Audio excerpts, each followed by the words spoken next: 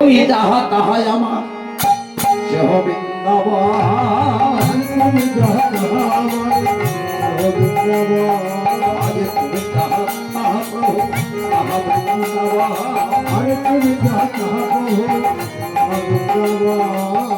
আজ মোর ভাগ্যে শান্তি ফুলে তব আছে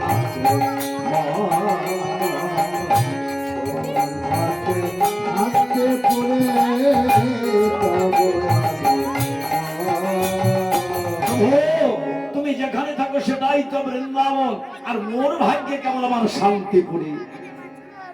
এইবার নিত্যানন্দ প্রভু পাঁচু পাঁচু এসে ঘাটে দর্শন দিলেন। বলছে কি দাদা তুমিও এসেছো, তুমিও বৃন্দাবনে এসেছো? বলছে নিমাই। নিমাই কে? নিমাই? নিমাই তো আর নেই, নিমাই তো আর নেই। নিমাইয়ের নূতন নামকরণ হয়েছে শ্রীকৃষ্ণ চৈতন্য মহাপ্রভু, যার সঙ্গে এ জগতের আর কোন সম্বন্ধ নাই। নিমাই নূতন জন্ম হয়েছে। নিত্যানন্দ বলছে নিমাই।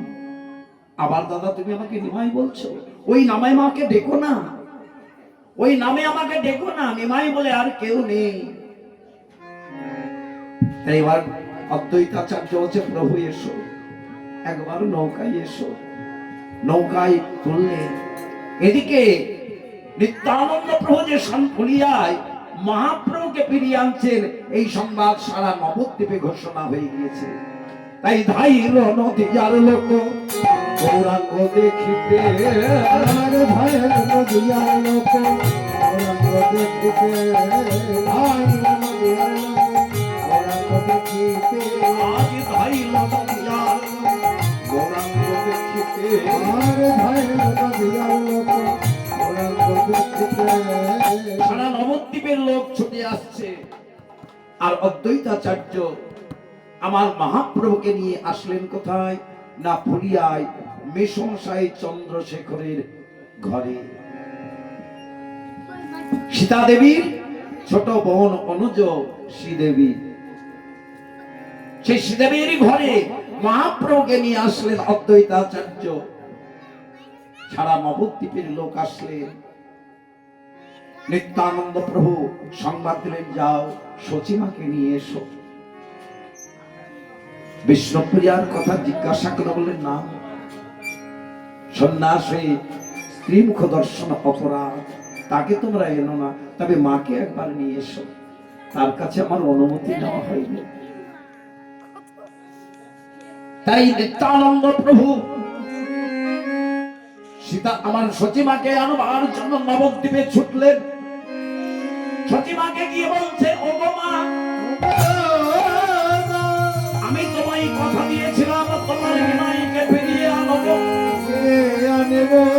তাই এসেছি না, তবে শান্তি করে চলো মা, আমি তোমাকে নিয়ে যেতে এসেছি। সচিমাকে নিয়ে যাচ্ছে। বিষ্ণুপ্রিয়াকে বলছে বৌমা তুমি যাবে না? বলছে মা আমি জগতের রমণীর মতো আমি রমণী নয়, আমি সতী সাধ্যে রমণী স্ত্রী হয়ে আমি পতির ধর্মের আমি কলঙ্কিত করতে চাই না, আমি যাব না। তাই সচিমাকে নিয়ে আনন্দ চলেছে। এইবার চন্দ্রশেখর মেসমশাইয়ের বাড়িতে যে কত পাপী কত তাপী, ওগো ধাইয়া আসি কত পাপী কত তাপী, আজ কত পাপী কত তাপী,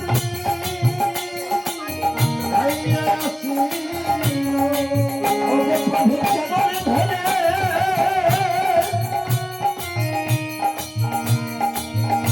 সকল ভক্তে আমার প্রণাম করি,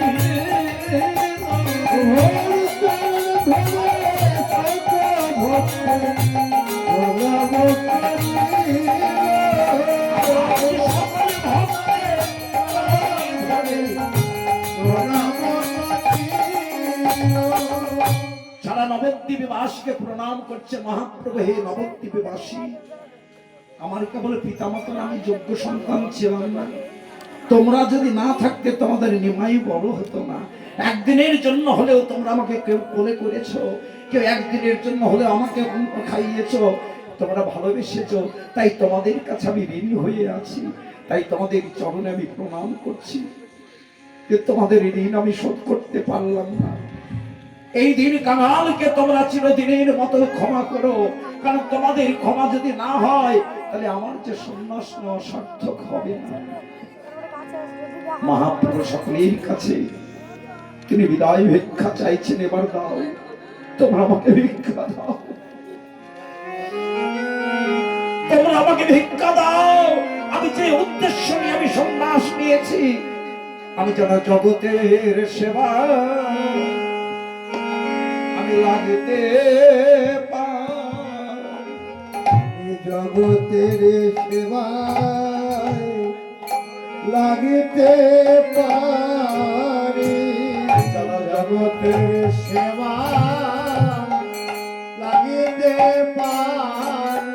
আমি যেন কৃষ্ণ সেবা করিতে পারি, জগতের সেবা লাগিতে পারি। আমি কৃষ্ণ সেবা করিতে পারি। আমার সেদিন ধন্য হয়ে কৃষ্ণ সেবা করিতে পারি। আমার সেদিন ধন্য হবে, সেদিন সোনার নদিয়া ধন্য হবে, ধন্য হবে, এই সোনার নদিয়া ধন্য হবে।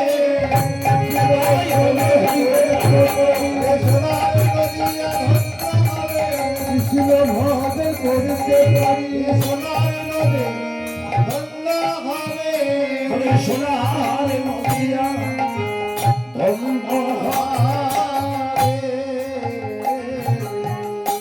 তাই মহাপ্রভু আজ সকল ভক্তকে কৃপা করলে। এইবার সচিমাকে প্রণাম করি, সচিমার কাছে বিদায়। সচিমা বলছে, নিমাই আমি বিদায় দেব, তবে একটা শর্তে। নিমাই তুই আমার কথা শুনবি, নীলাচলে থেকো নিমাই, নীলাচলে থেকো, তুমি নীলাচলে থাকবে। আর ঘরে বসে যেন আমি শুনতে পাই আমার নিমাই বড় ভালো আছে। আমার নদিয়ার লোক যেদিন নীলাচলে যাবে তোকে যেন দেখতে পাই, আর আমি ঘরে বসে যেন সেই সংবাদ যেন পাই।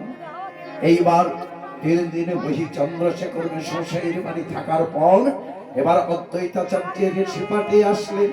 অদ্বৈতের মন্দিরে এসে বলছে, প্রভু গো, এই বিরহ নদিয়া তুমি কেমন করে তাদের প্রবোধিবে? এই নদিয়ার আনন্দ তুমি ফিরাইয়ে দাও। এই বিরহ জানা তুমি দূরে করে দিয়ে যাও। শোনো, সকল বিরহ জ্বালা দূর হয়ে যাবে। আমি এই কলিযুগের মঙ্গলের জন্য, আমি সারা নবদ্বীপের মঙ্গলের জন্য এবার আমি যজ্ঞ করিব, যজ্ঞ করিব, যজ্ঞ করিব, যজ্ঞ করিব। নবদ্বীপের মঙ্গল হবে, যজ্ঞ করিব, মঙ্গল হবে, যজ্ঞ করিব।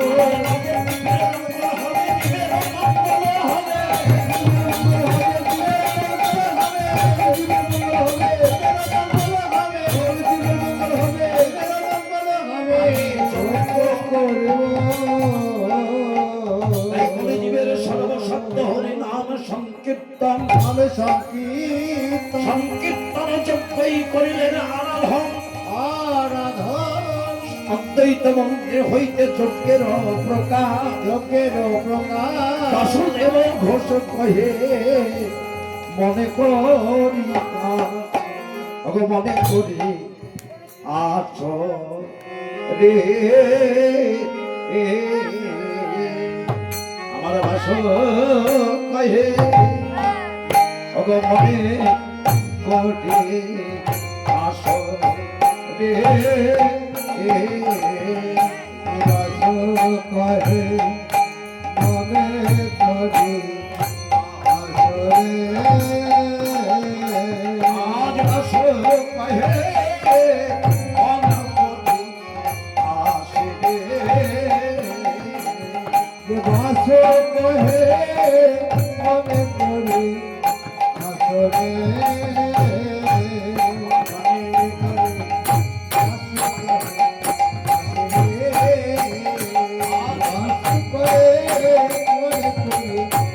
আসরে আসু কহে মন করে আসরে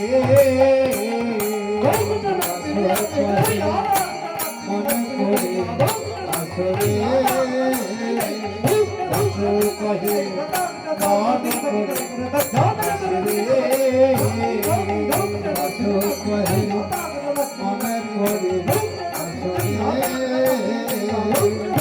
কহে মন করে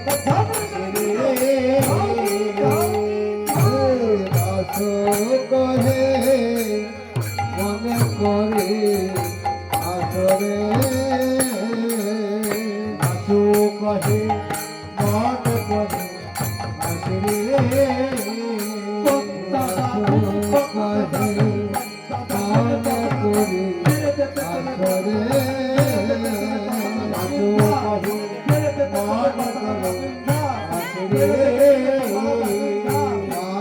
কহে মনে করি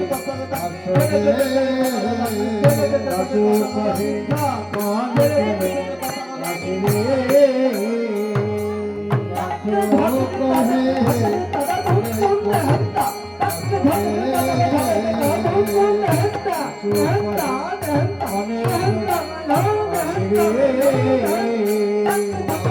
কহে মনে করি আসরে আসু কহে আসু কহে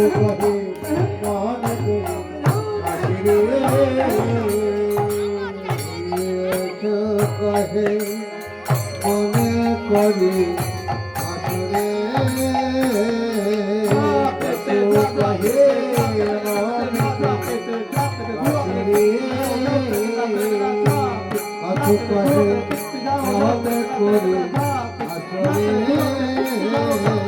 আসু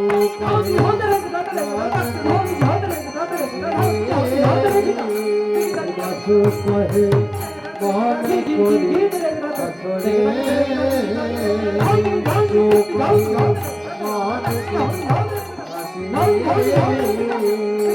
আসু কহে মনে করি আসরে আসু কহে মনে করি আসরে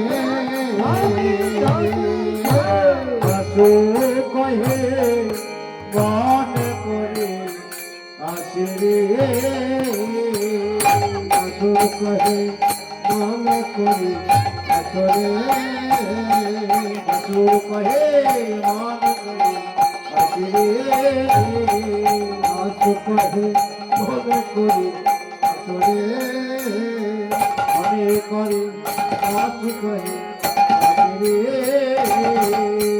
আসু কহে মনে করি আসরে আসু কহে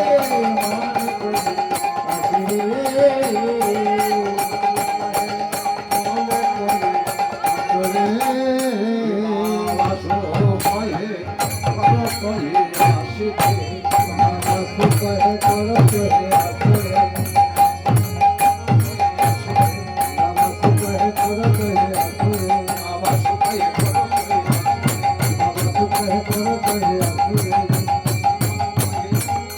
করি আসরে গৌর সীতারাম প্রেমানন্দে তাই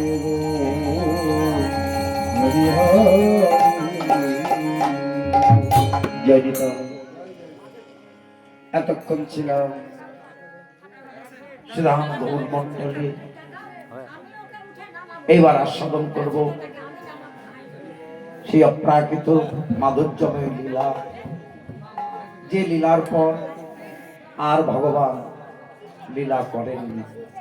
প্রভাস যজ্ঞ হচ্ছে সর্বশেষ লীলা।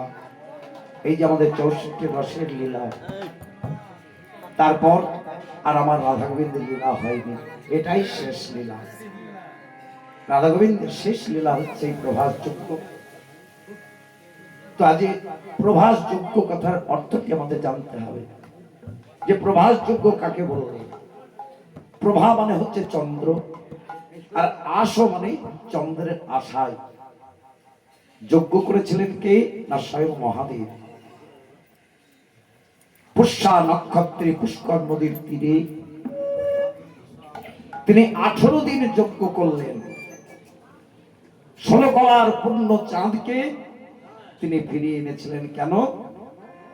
আর চন্দ্র দেবতা, তিনি দেবগুরু বৃহস্পতি, তিনি গুরুপত্নীকে হরণ করেছিলেন। আর সেই অপরাধে দেবগুরু বৃহস্পতির অভিশাপে চন্দ্র দেবতা শেষ হয়ে গিয়েছিল। এইবার মহাদেবের 18টা ছিল শালিকা। পিতাই গৌর হরি বল। সেই 18টা শালিকার মধ্যে ওই চন্দ্র দেবতা ছিলেন স্বামী। সেই চন্দ্র দেবতার শালিকাগণ মহাদেবের কাছে গিয়ে যখন কাঁদতে লাগলেন যে জামাই বাবু, আপনাদের ভাইরাকে বাঁচান, যদি আমাদের স্বামী ফিরে না আসে তাহলে আমাদের বৈধব্য জীবন আমাদেরকে আপনাকে দেখতে হবে, আমাকে বিধবা হতে হবে। হে ভোলানাথ, আপনার পক্ষে সবই সম্ভব, তাই আমাদের পতিকে রক্ষা আপনি করলে করতে পারে। তাই ওই শালিকাদের মুখের দিকে তাকিয়ে জামাই বাবু তো মহাদেব, শালি অন্ত প্রাণ। একটা কথাই বলে না, ভাইয়ের ছেলে পায় না, ওই শালির ছেলে মনটা খায়। শালি বড় আদরে, তাই শালিদের কথা আর ফেলতে পারলেন না মহাদেব। তাই শালিদের সেই বৈধব্য জীবন থেকে তাদের সীমান্তের সিঁদুর ফিরিয়ে দেওয়ার জন্য তিনি 18 দিন যজ্ঞ করলেন। তো 16 দিনে 16 কলার পূর্ণ চাঁদকে ফিরিয়ে আনলেন। চাঁদকে বললেন তোমাকে 15 কলা দেব, আর 1 কলা আমার কাছে রাখবো, কারণ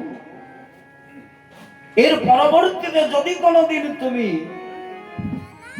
আবার এমন দুষ্কর্ম করো তাহলে আর সেদিন তোমাকে কিন্তু ফিরিয়ে আনতে পারবো না। 1 কলা চাঁদ তিনি জটায় ধারণ করলেন, আর একটি উদ্দেশ্য নিয়ে ধারণ করলেন। 15 দিনে তো 15 কলার চাঁদ উদয় হবে। ভগবান পিতা রাত্রে শারদ ফুল্ল মল্লিকা বৃক্ষরন্ত বনশ্চক্রে যোগমায়া উপাসিতা। যেদিন ভগবানের রাত্রি আসবে, সেই শারদ পূর্ণিমার রজনীতে, যেদিন ভগবান আমার বৃন্দাবনে মহারাস লীলা করবে, সেদিন 16 কলার চাঁদ ছাড়া তো রাস হবে না। আর এই 1 কলা চাঁদ যদি আমার কাছে থাকে, ওই চাঁদ সেদিন আমার কাছে ভিক্ষা চাইতে আসবে। সেদিন আমি তো এমনি এমনি দেব না, ওই চাঁদও দেব, আমি রাসও দেখবো, ওই চাঁদের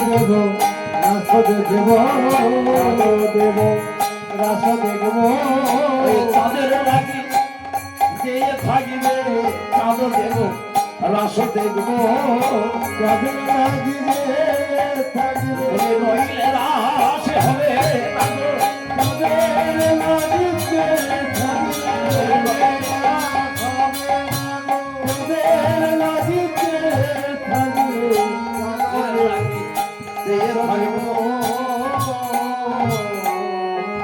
তাই আমরা বলি 16 কলার চাঁদ, কিন্তু 16 কলা নয়, 1 কলা আছে মহাদেবের কাছে।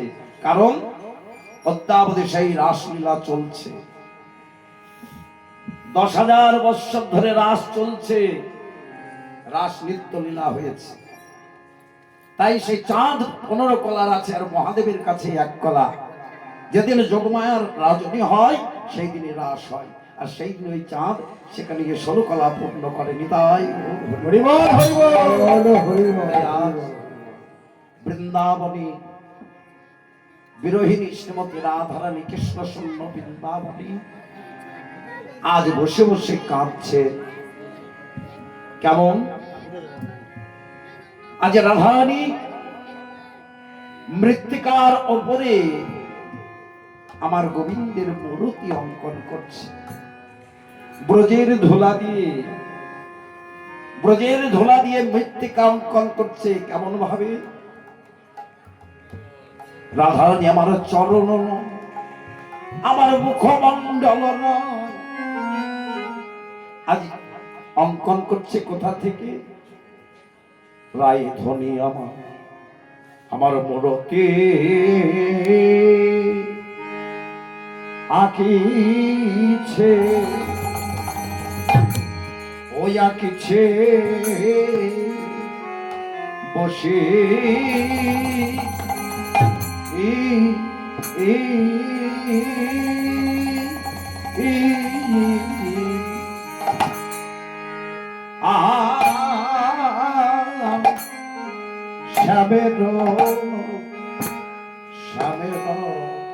শ্যামের লাগিয়া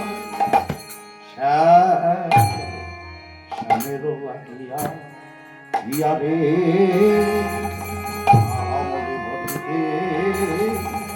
আরে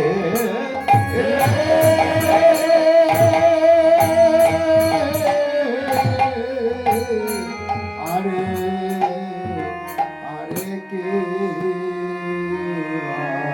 আজ মিথ্যে কর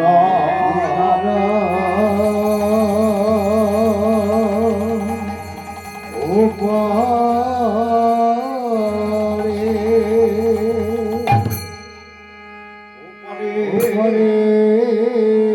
বসে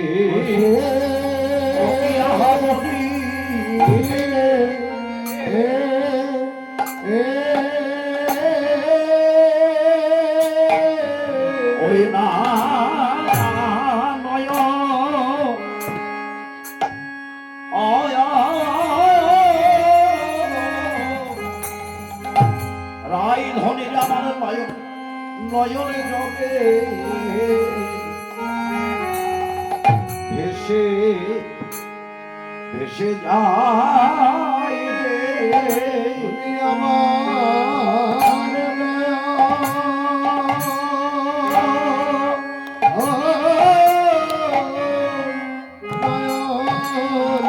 নয়ন জলে এসে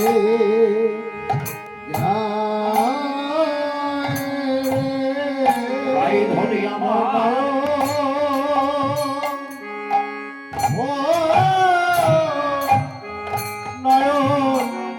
নয়ন জলে এসে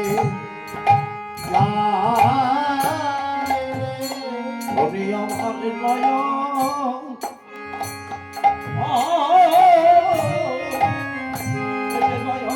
নয়নে জলে ভেসে যায় রে ধরি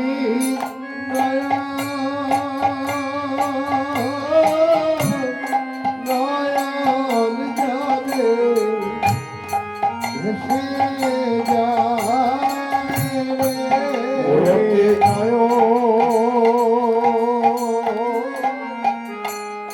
নয়ন জলে ভেসে যায় রে মুরব্বিয়াকে নয়নে জলে ভেসে যায় মুরব্বিয়াকে আমি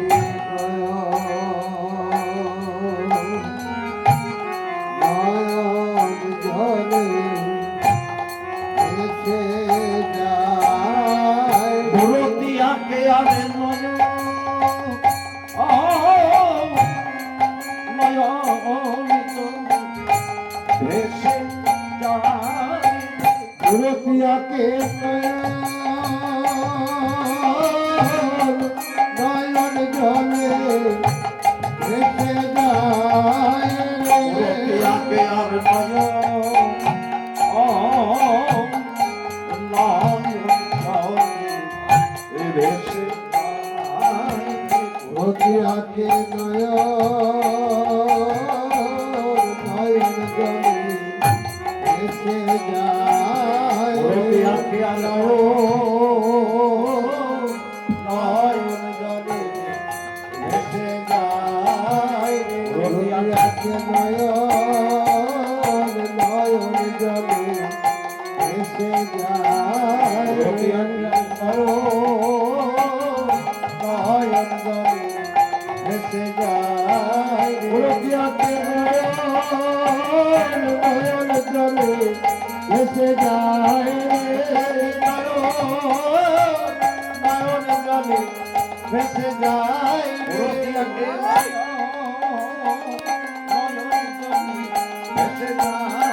মুরব্বিয়াকে নয়ন জলে ভেসে যায়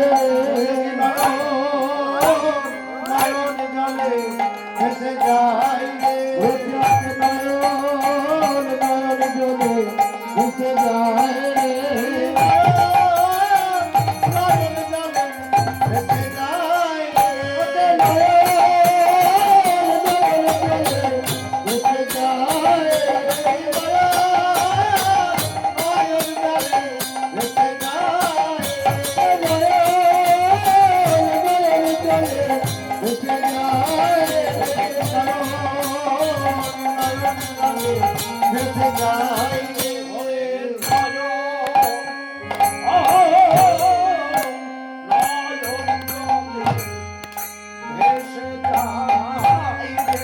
রতিয়াকে নয়ন জলে ভেসে যায় নয়ন জলে ভেসে যায় রতিয়াকে নয়ন জলে ভেসে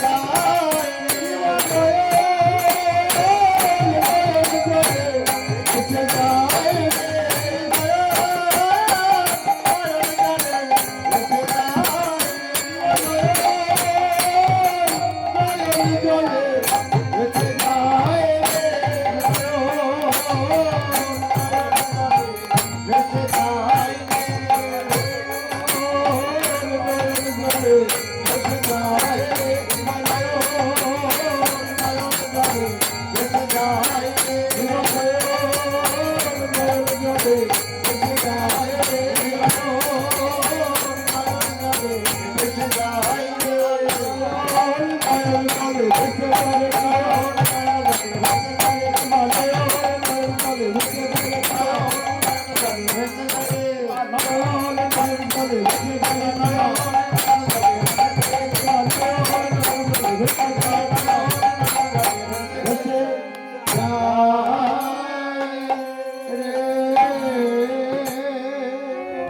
আজ মোরকে অজাকে ইচ্ছে রাধানী মূরতি আঁকছে কেমন করে গো? চরণ থেকেও নয়, মুখমণ্ডল থেকেও নয়। তাই আজ রাধানী মূরতি অঙ্কন করছে কোথা থেকে? শ্যামের মূরতি আঁকিছে রাই, শ্যামের মূরতি আঁকিছে রাই, আঁকিছে রাই। আজ কোটি কোটি দিয়া শ্যামের মূরতি আঁকিছে রাই, আজ কোটি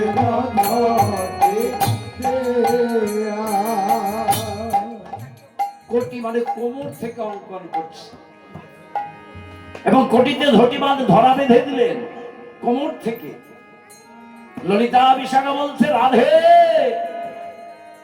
তুই কি করছিস? না তো আমার বধূর মূরতি অঙ্কন করছি।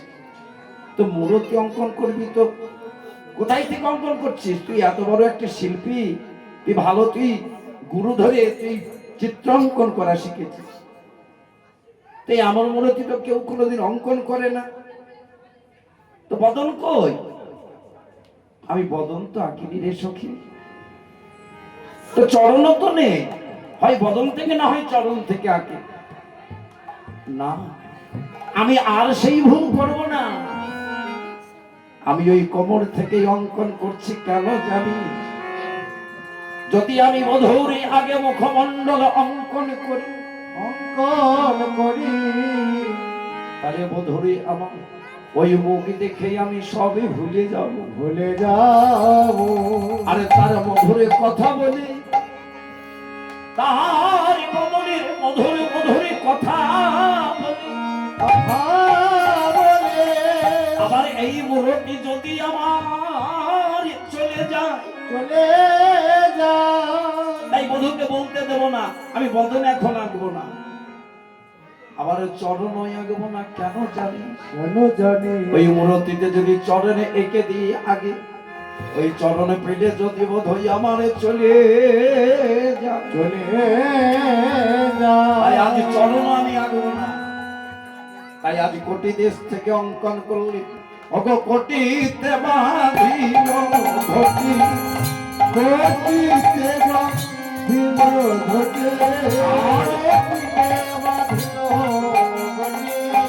আজ অঙ্কন করিয়া কোটিতে বাঁধিল ঘটি, অঙ্কন করিয়া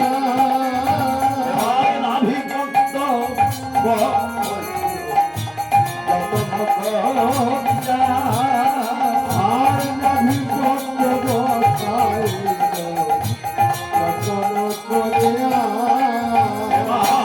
বাহু যুগল অঙ্কন করি, বাহু যুগল অঙ্কন করে,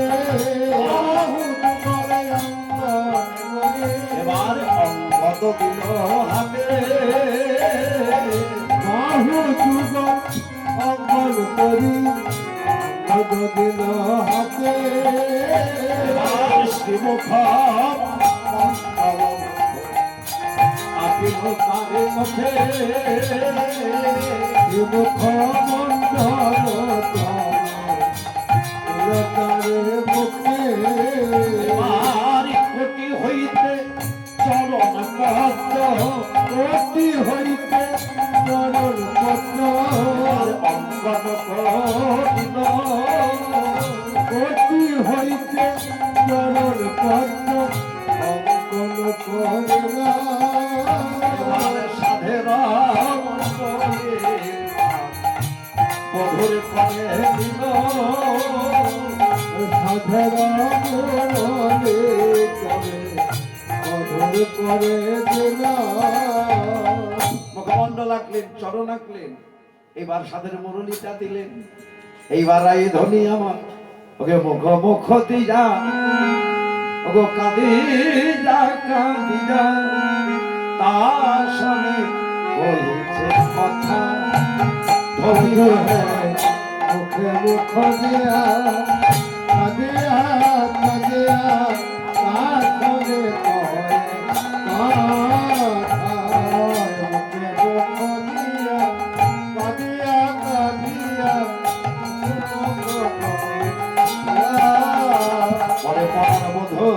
একবার কথা বল, বোধ একবার কথা বল, একবার কথা বল, না তেমনি তেমনি তেমনি করে বোধ একবার কথা বল, তেমনি তেমনি তেমনি করে বোধ একবার কথা একবার তেমনি তেমনি কথা। এইবার হৃদয়ে ধরে মুখে মুখ দিয়ে রাধানী আরো কাঁদছে, বলি আরে কি শুনতে পাব না, শুনতে পাব না, বাজাও বাজাও মোরের গান, আরে কি শুনতে পাব পাবো না একবার বাজাও বাজাও মোরালের গান আর কে শুনতে পাবো না একবার বাজাও বাজাও মুরলির গান যা শুনে যমুনা ওই তয়ুটা আর কি বাজাও মোরালের গান যা শুনে যমুনা ওই তয়ুটা আর কি বাজাও মোরালের যা গান শুনে যমুনা ওই তয়ুটা আর কি বাজাও মোরালের গান শুনে তোমরা বলছো আর কি বাজাও মোরালের গান আর কে শুনতে পাবো না বলো একবার বাজাও তোমার সেই মন্দ মুরলীর গান। তাই পদকর্তা বর্ণনা করছে, দেখো রাধার আজ কেমন অনুরাগ, আজ গোবিন্দের জন্য কেমন বিরহ। তাই বলছে কনন্দ কুল চন্দ্রমা কশিকি চন্দ্র কলঙ্কিনী আনন্দ পুর চন্দ্রমা কলস্ত দেখিবারে কনন্দ কুল চন্দ্রমা কশিকি চন্দ্র কলঙ্কিনী আনন্দ পুর চন্দ্রমা কলস্ত দেখিবারে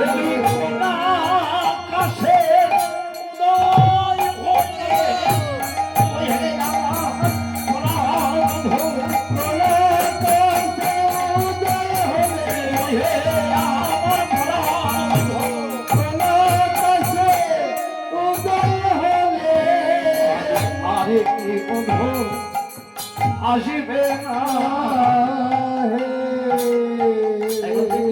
কনন্দ কুল চন্দ্রমা কশিকি চন্দ্র কলঙ্কিতি। হে বধূ, তুমি কোন আকাশে উদয় হলে আর কি ব্রজে আসবে না? আর কি ব্রজে আসবে না?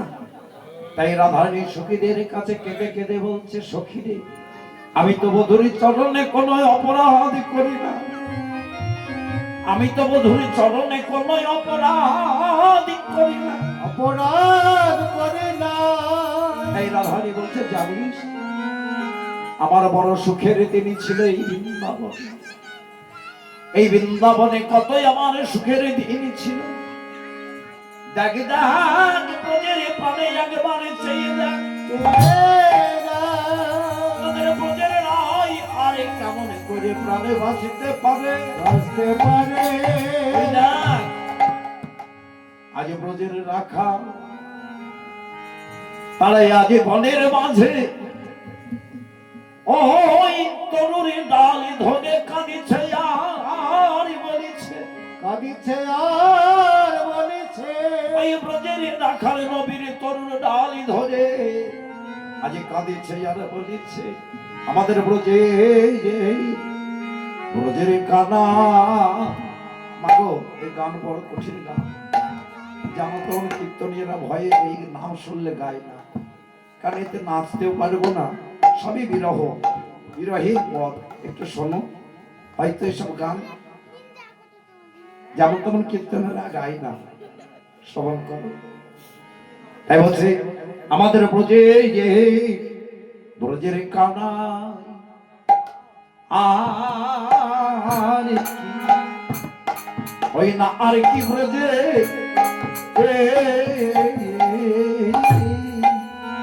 আর কি ব্রজে আসবে না গো।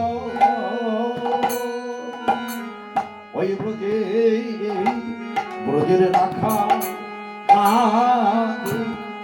সখীরে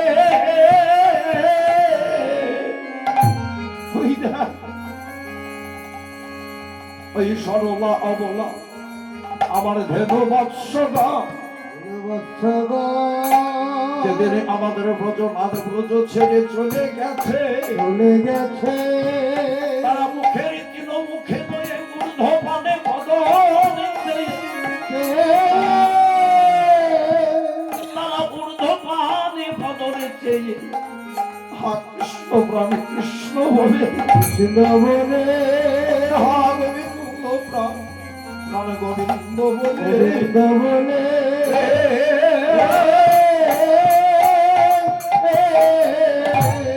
তাদের নয়ন জলে ভেসে যায় সখী আর কি ব্রজে থাকা যায় না সখী রে ওই দেখ আমার পিতা নন্দ জিলেছে চিতা আজ সে প্রাণ গোপালের বিরহ আর সহ্য করতে পারছে না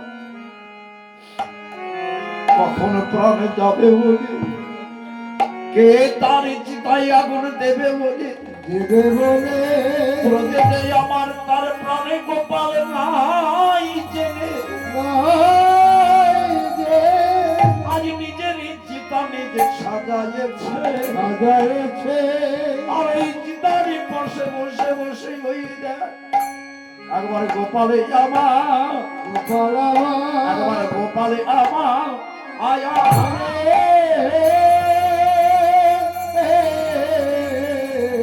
একবার ফিরে আয় বলে কাঁদে সখী রে ওই দেখ আমার ইষ্টপতি যশোমতি রসমতে এই ব্রত মাঝে যার এত খ্যাতি এত খ্যাতি সে কি নয় উন্মত্ত পাগলিনীর মতো আগলিনীর মতো আজ অঞ্চলে ক্ষীর সর নবনীলয়ে অবনীলয়ে অঞ্চলে ক্ষীর সর নবনীলয়ে অবনীলয়ে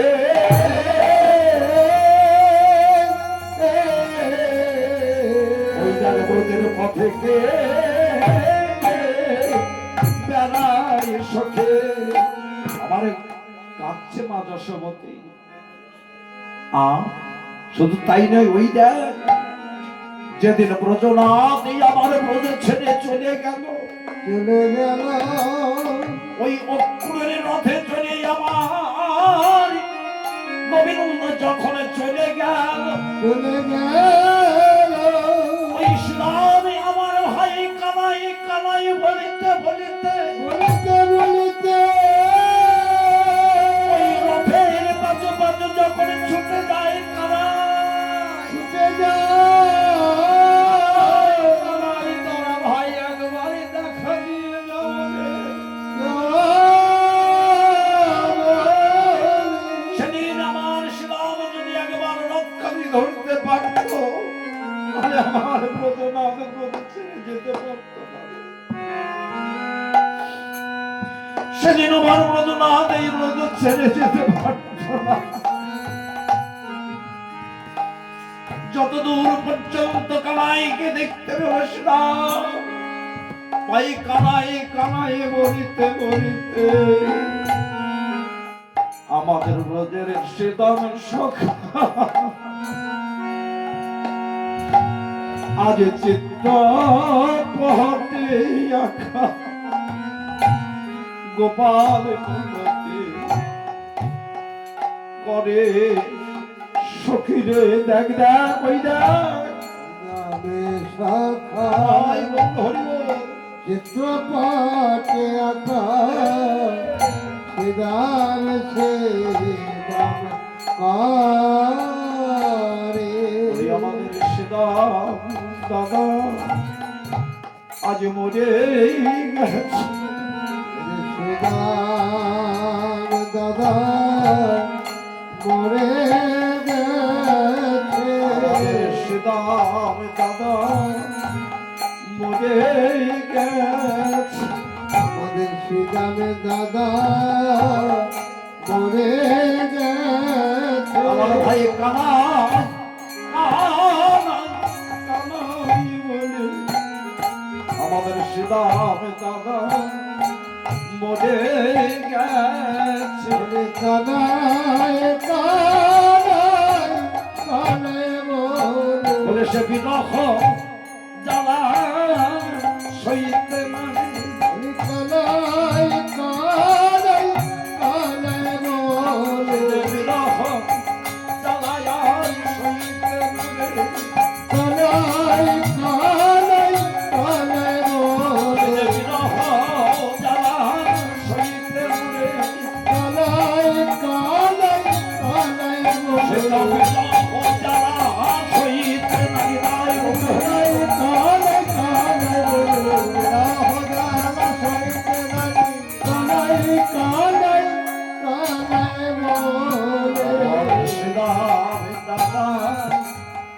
মরে গেছে। সখীরে, তাহলে আমি কোন ছাড়? হয়তো আমি একদিনের জন্য তাকে ভালোবেসেছিলাম, কিন্তু আমি তো কোনো অপরাধ করি। কেন ব্রজের আমলে আমাকে দেখতে হবে? কেন বল বল, এই ব্রজের জন্য অভাগীর রাইকে এত কাঁদিতে হবে? আমি তো এই ব্রজে কোনো অপরাধ